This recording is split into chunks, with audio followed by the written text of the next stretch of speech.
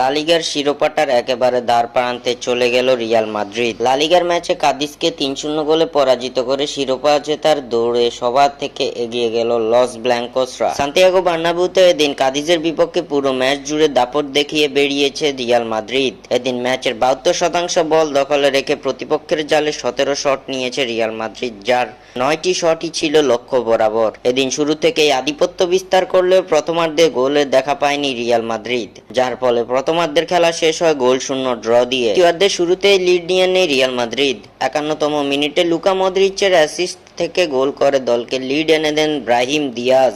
এরপর ৬৮তম মিনিটে ব্যবধান দ্বিগুণ করে স্প্যানিশ জায়ান্টরা। জুড বেলিংহামের গোলে ২-০ গোলে এগিয়ে যায় রিয়াল। কার্লো আনচেলত্তির দল তাদের তৃতীয় জয়সূচক গোলটি দেখা পায় ম্যাচের অতিরিক্ত সময়ে নাচোর অ্যাসিস্ট থেকে গোল করেন জোসেলু, যার ফলে ৩-০ গোলের জয় নিয়ে মাঠ ছাড়ে রিয়াল মাদ্রিদ। এই জয় ৩৪ ম্যাচে ২৭ জয়, ৬ ড্র এবং ১ পরাজয়। রিয়াল মাদ্রিদের পয়েন্ট ৮৭। পয়েন্ট টেবিলে ধরাছোঁয়ার বাইরে রয়েছে লস ব্ল্যাঙ্কোসরা।